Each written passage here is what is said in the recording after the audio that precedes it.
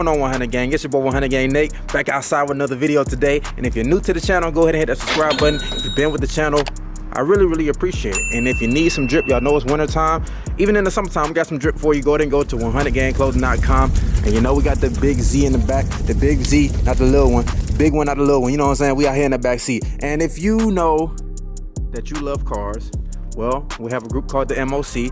It's Race Car Friends, Q to Chaotic, and Blueprint 1LE. Go ahead and get them and follow. They are my featured spot on this channel. I'm gonna try to put it in the description as well so you can see the link. Just go ahead and click that and go to subscribe to their channels as well. Now today we're gonna be talking about how the Big Z has held up over the 10,000 miles that I have owned it. I saw somebody in the comments say, hey, you know, how's the seats holding up? You know, what's the maintenance cost? You know, just give us a rundown on everything you've had to do to the car while you've owned it and how much it costs, and you know, basically its reliability.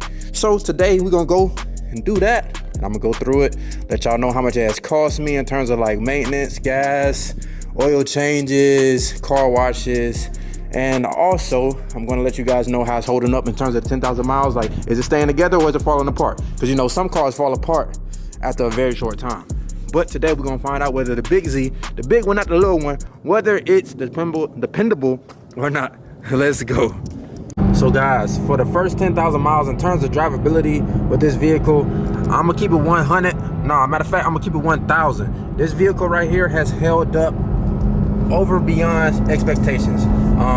Like I told y'all before, if you watch some of my previous videos, the first 1,000 miles is kind of like you getting used to it, breaking it in, getting used to the speed, and the car is getting used to the driver. But then after around that, especially around like 5,000 miles, the car gets very comfortable.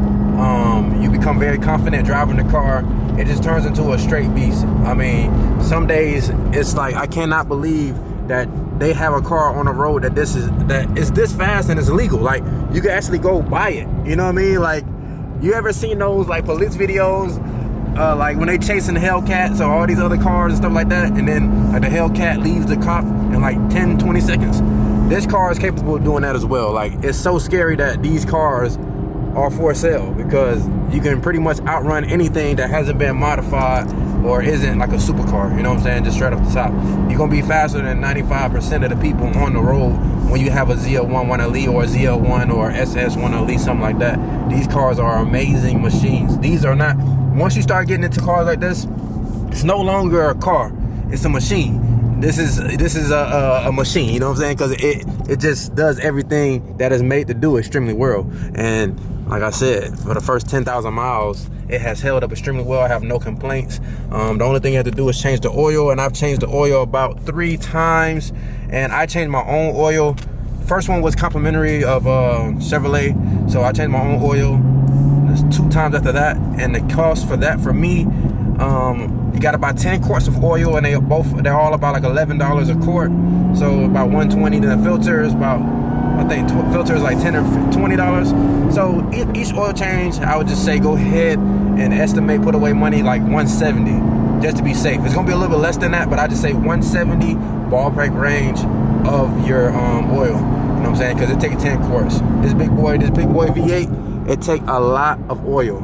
You know what I'm saying? It is not a small girl or small guy, whatever one you want to call it. This thing right here is a straight beast, complete menace. So 173 oil changes, so what's that, somewhere around 500. You know, somebody do the math on that for me. Let's go. So I'll pull up, about to give y'all another shot of the Z, and guess who we got? Our arch enemy. I don't know if it's Hellcat or not, because they ain't got no badges on it, but we got a Dodge Charger. But another thing, another aspect of the Big Z, the Big ZL1, is gas. Now, y'all know for a while, I was daily driving this everywhere. Groceries, going to the mall, going to eat, all that stuff. Laundromat, I don't be going to the laundromat, but everything you could think of, I was taking the Big Z to do. So I really ate up a lot of gas.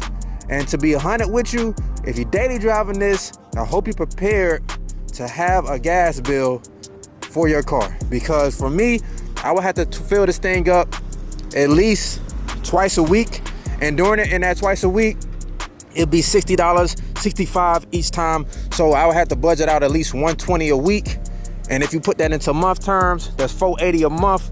So that's about $500 on gas. And that's just regular driving. That's not like spirited driving. It's probably like hitting it once or twice here and there. But in terms of that, you're gonna have to put that $500 away for the month. So we got $580, and if you need an oil change during that same month, we got $170. So you're looking about $670 right there, about $700 right at the top just for gas and oil if you got to get it done in the same month. Like if you're driving it every day and then you have an oil change during that same month, expect to spend $700 just on that alone. And so that's just a small detail about the small maintenance counts of this car. So let's go ahead and get into like the tires, and let's get into like the interior and things of that nature. Let's go. So a lot of you guys have asked me if I have done PPF to the car or any type of protection. No, I have not. And do I have some rock chips? Yeah, I have a little, but it's nothing like exaggerated. Got some on the sides from when I first had the tires.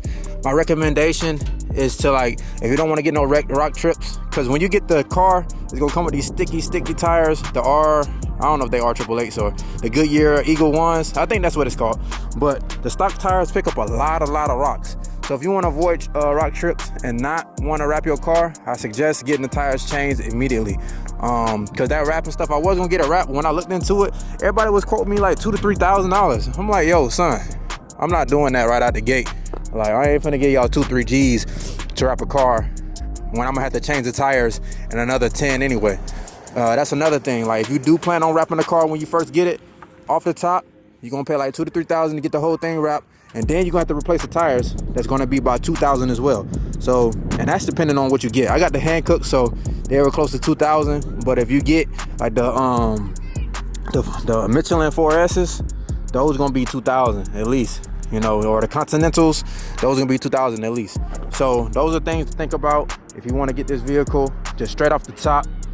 You know, out the gate, you're gonna be paying a lot of money if you want to get it wrapped, and then you're gonna have to get the tires replaced within the first 7,000 miles, because those stock tires do not last, because they are extremely sticky and they're made for the track.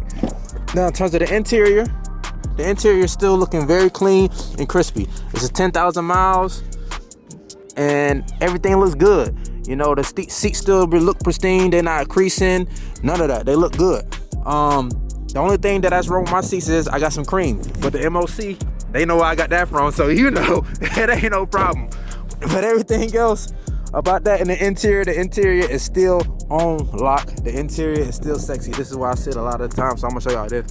So the interior is still sexy, still clean, still getting the job done every day, no problems. The only thing I think it'd be right here is because when I get out, I often lean. So this is the only thing I would say, because the car's so low, when I get out, I gotta lean right here to get out. You know that the little thing that said it barely get out? That'd be me every time I get out this car. So that's what it is. This is the interior of the cabin. You know, right here we got underneath the hood. I had to show y'all this engine real quick because the engine is just so beautiful. We got right here, we supercharged LT4, 650 horsepower, 600 pounds of torque. You know she nasty. You know she nasty. I just wanted to show y'all that real quick. Another thing that I didn't cover about the car is car washes. Now, I got a little special spot that I go to down here in Atlanta. It costs me $35 each car wash. But, you know, if you really want to get the detail, you can go upwards of $100. So, and this car, it doesn't get dirty that often, especially with the blue. It stays clean a lot. So you probably get a car wash every 2 weeks, maybe a week and a half if you like very, very like a stickler about your car being clean, because it upholds its cleanliness pretty good. So if you paying, for me, I pay, like I said, $35 each time. I probably get washed 2 times a month, so that's another $70. So we'll round it up to $100. So just off of basic stuff out the car, I said like $500 of gas a month if you're daily driving. You're gonna have $100 for the car wash, so that's $600. And what else I say? I said gas. I said car wash. What else I say? Dog, my memory is going crazy right now. Oil changes. And I said like $170 for the oil changes. So let's just round that up to $200. So we got $200, $500, and $100, which comes out to be $800. And that's before you touch the car insurance and before you touch the monthly payment. So yeah, to maintain this car, it can get a little bit pricey. We ain't even talk about the tires and stuff, the brakes. Like, I ain't even got to that part yet, because the tires, like I said, it's gonna be like $2,000 a set. And brakes, I'm hearing it's about like $2,500 to to probably even like 5,000 with the brakes. So like if you got to do brakes and rotors, it's gonna be expensive with that. And then you also want to change your rear differential fluid. I got to get to that soon. I haven't done that yet, but we're gonna get to it very quickly. But you know, that is how to maintain, but that is how the Big Z has been maintaining itself. It's upheld itself very well during these first 10,000 miles. It just seems to me that it's like, it's a Chevrolet, but it's built for it tough, even though Fords ain't built tough. It is built super tough. It looks like it's gonna be built to last. As long as you take care of it, you do what you need to do the maintenance visits, do the oil changes especially, take care of the fluids, keep it clean, and don't crash. As long as you do those things, it seems like this car right here is going to be a warrior for a long time to come. This is a track beast, and it's just a beast in general.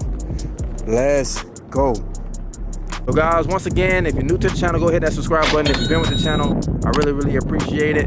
Go ahead and hit that like button, that share button, go on and share it to other people. And if you like cars like this, the Big Z, go ahead and join the MOC. We got Race Car Friends, Q to Chaotic, and Blueprint 1 LE. You know I had to make that rhyme. Hey, I'm serious out here, bro. I ain't even mean to do that. I got greatness by accident. I ain't even mean to do that, man. Go ahead and get you some drip at 100gangclothing.com. Let's go. Give them prayer hands, say what's up America. Half of you should know me, right? Other half a replica. Shout out to my shout